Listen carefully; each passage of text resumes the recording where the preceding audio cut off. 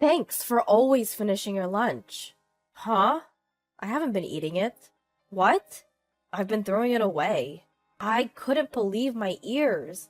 I get up early to prepare his lunch every morning, and turns out he's been throwing it away. Why would you do that? It's my lunch. I can do what I want, right? I was heartbroken. Seeing my husband laugh as he said that, I lost faith in him as a person, and I decided to get back at him. I show him that I'm not always a submissive wife. Please marry me. Yes. 1 year after we started dating, I married my husband. We met at work. He worked at the head office, and I worked at the sales office. While we were dating, he was always putting me first, taking me to my favorite places, letting me eat my favorite foods. Every day I was happy, thinking about the wonderful life waiting for us. But his attitude changed drastically after we got married. He would always nitpick on everything I do and made all the decisions himself. He was a controlling husband. And things gradually got worse. Recently, something truly unforgivable happened. Huh? What did you say just now? I told you to start making lunch every day from tomorrow. Why? It's normal for a wife to make her husband's lunch, right? 3 years into our marriage, my husband suddenly started saying this. I work too, so I'm busy in the mornings. Honestly, I don't want to take on more than I have to. We used to eat lunch separately, so why the sudden change? I was puzzled. I don't want meal preps. I want freshly made ones every morning. From that day on, I started getting up at 5 a.m. to make his lunch. I wasn't particularly good at cooking to begin with, and even making something as simple as scrambled eggs took a considerable amount of time. So, preparing the side dishes for lunch from morning was quite a task. Because of this, I got less sleep, and it was extremely tough. And then came that night. Seeing the empty lunchbox in the sink, I felt relieved, thinking, oh, he ate it all. From then on, I made his lunch every day, but he never expressed any opinion. So, out of curiosity, I asked him, by the way, is there anything particular you want in your lunch? No, not really. I see. I thought you liked it since you always finish it. Huh? I haven't been eating it. What? I've been throwing it away. I couldn't believe my ears. I was baffled as to why he would throw away the lunch I got up early every morning to make. Why would you do that? Well, your cooking is bland. It doesn't make me want to eat. But I get up early and put a lot of effort into making it, then make something that makes me want to eat. But you don't have to throw it away. You made it for me. I can do whatever I want with it. I couldn't believe it. Why would he have me make lunch in the first place? When I asked him, he nonchalantly responded, because it's fun. He made me make lunch just so he could throw it away. I never thought he would do such a thing. I was so heartbroken that I cried myself to sleep that night and didn't make his lunch the next day. Then my husband got furious. I saw no point in preparing his lunch, knowing that he won't have it. But if I snapped back, I knew he would throw a temper, so I decided to fix his lunch again, starting the next day. But it's going to be thrown away anyway. Feeling more and more hollow each day as I made his lunch, I gradually began to prepare fewer items. You've been slacking off recently, haven't you? Do you think I wouldn't notice? I'm sorry, but if you're not going to eat it, it's the variety of food that makes me feel refreshed when I throw it away. Don't you get it? I don't understand at all. And because of my lack of sleep every day, I was so weakened that I started making mistakes at work. That's when I heard a certain rumor. It was that my husband was bad-mouthing me. When I asked my colleague, who went on a business trip from our sales office to the headquarters for details, he was apparently saying things like, useless wife, and She can't do anything without me. She has no will of her own. It's bad enough that he's saying these things behind my back, but hearing such a thing, I can't just sit back and take it. On the weekend, to confirm the truth, I asked a close friend who works at the headquarters, Mickey. I've heard it too. Really? Well, your husband's basically harsh on women. I don't know if it's because he's good at his job, but he seems to think that women should only be assigned to make photocopies or something. No way. He wasn't like that before you got married. Did you do something? It's the other way around. I'm the one being treated poorly. How's he treating you? I told Mickey about him throwing away my lunch. As she listened, she got very angry and hugged me as she cried. You've been very patient. I can't imagine how hard it must have been. Why are you crying, Mickey? I'm crying for you, idiot. But that's unacceptable. He needs to learn his lesson. That's true. He's wronged you. Are you not considering getting a divorce? I have concerns about money right now. You can handle that. I'm more worried about you. You're numb to the pain even after being mistreated like that. That's a sign you're not okay. It's not like I'm numb. I'm pissed. Then Mickey looked at me intently. Do you want to get a divorce? That's... In reality, the word divorce had been hovering in my mind. Fortunately, we had no children. I found myself wondering if I should continue living with my abusive husband for the rest of my life. To think things through, I wanted to make use of this opportunity. I looked straight into Mickey's eyes and said, "There's something I want to try. Will you help me?" "Of course. Thank you. I want to use your position." You see, Mickey is actually the granddaughter of our chairman. Moreover, she's currently working as an executive assistant at the headquarters. I can't not make use of such a powerful ally. That's quite an idea. I get it. I'm starting to look forward to this. If this goes well, I can get my husband to be ashamed of himself. On the following Monday, as usual, I handed my husband his lunch. Do you have time tonight? What's up all of a sudden? You know Mickey, my friend who works as an executive assistant? Yeah? What about her? Mickey says she'd really like to invite us to dinner. Apparently the chairman will also be there. The chairman? He wants to show appreciation for his hardworking employees. If it's a request from the chairman, I can't refuse. All right.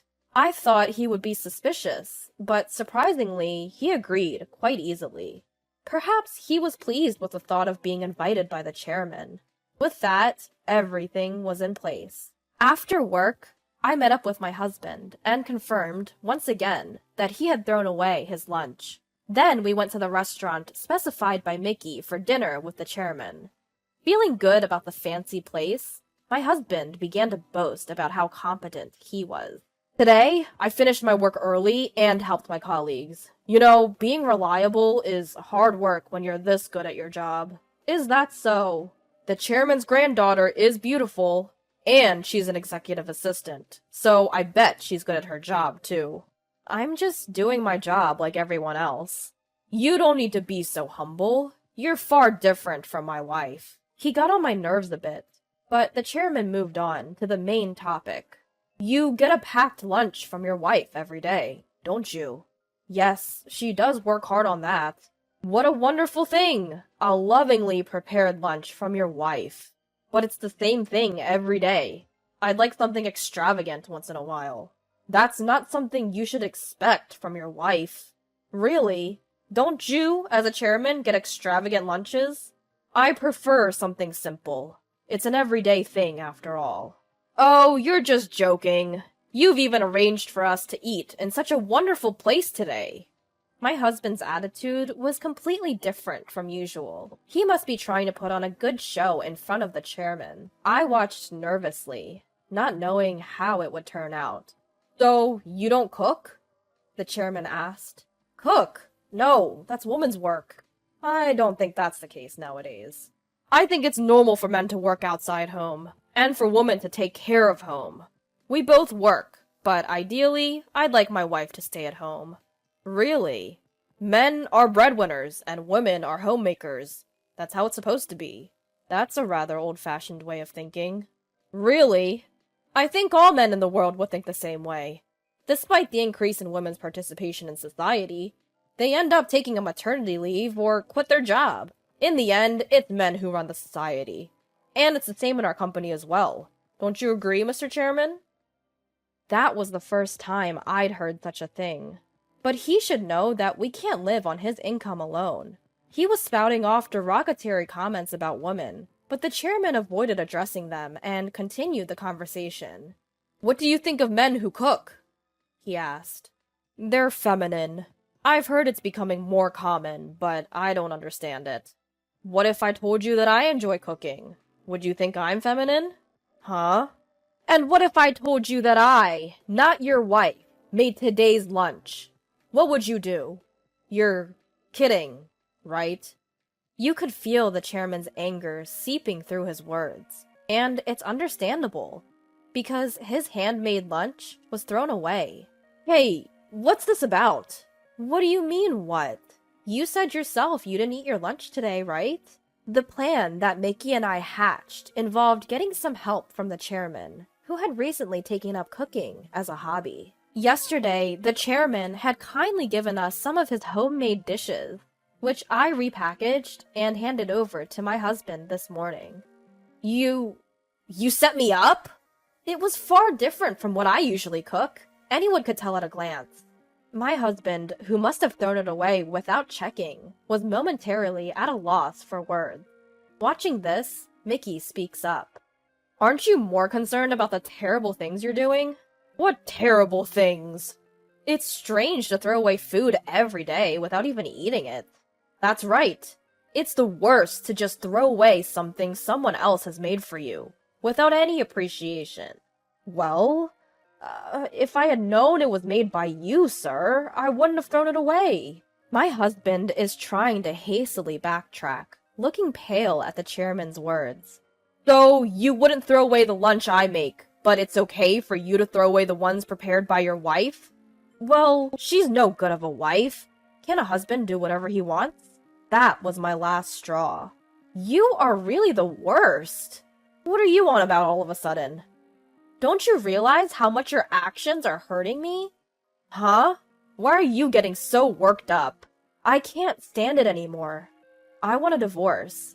My husband stood, looking perplexed. He glances around the room, realizing he has no one to back him up, and begins to panic. What are you talking about? How can you just say something like that out of the blue?" "It's not out of the blue. I've been thinking about it for a long time. Where did the kind man I married go? I was in love with you then. I don't love who you are now." As I conveyed my feelings, tears began to spill. I took out the divorce papers that I had put in my bag and placed them on the table. "All you need to do is sign." I filled in the rest. "You're serious? If this looks like a joke to you, you're more helpless than I thought. Do you think you can survive after divorce?" "I'll be fine. I'll be getting alimony from you after all." "What?" Watching this scene, the chairman began to speak. "You seem to have some prejudices against women." "That's not what I mean. I've heard from my granddaughter about your attitude towards our female employees. Coupled with this incident, this isn't something I can overlook as a chairman." "What are you talking about?" "I'll let my son, the president, know about this." "Wait, sir! I can't lose my job now!" "Before worrying about your job, there are other things you should do first." Taken aback by the chairman's angry voice, my husband was at a loss for words. Not once have you apologized. When you do something wrong, you apologize. Even a kid in elementary school knows that." I'm very sorry." "Not to me, to your wife. Can't you even understand that? You're making me sick." "Mickey, let's go." "Sure. Linda, let's go." "Huh? What are you waiting for? You're not going back home, right? You're coming with us." Seeing the desperate look on my husband's face, Mickey and I left the restaurant, feeling quite relieved. The next day at work, I got a call from Mickey. Your ex-husband got demoted. Demoted? When HR investigated his work behavior, there were complaints from female employees, one after another. Is that so? And apparently his performance in sales has plummeted. He deserves it. It seems that he was transferred to a sales branch in the countryside where the women were quite formidable. At first, he seemed to resist and continued his tyrannical behavior. But the place was filled with tough women, like old-school matriarchs, and within a week, he was unable to talk back. Now, he is so respectful of the woman in the office that he even voluntarily makes copies. 2 weeks later, Mickey contacted me again. I was issued a notice of termination and was told that I would be transferred to work at the head office. And a secretary position. What does this mean? I think this is the chairman's doing. It seems that the chairman took a liking to me after seeing my declaration the other day. So he spoke with the president to allow me to work as a trainee secretary with Mickey. Oh, and there's a message from Grandpa. What? He said, "We're going to have a dinner party once a month where you'll eat his homemade food." This is an order coming from him as a chairman. What? Chairman's gonna cook for me? He apparently wants to treat you. He even mentioned taking cooking classes. Later, the divorce was finalized successfully. I was able to receive my desired amount of alimony, which was $20,000. I lost a husband, but I gained a new friend. I'm happy. From now on, I plan to have my chairman teach me how to cook delicious meals for myself.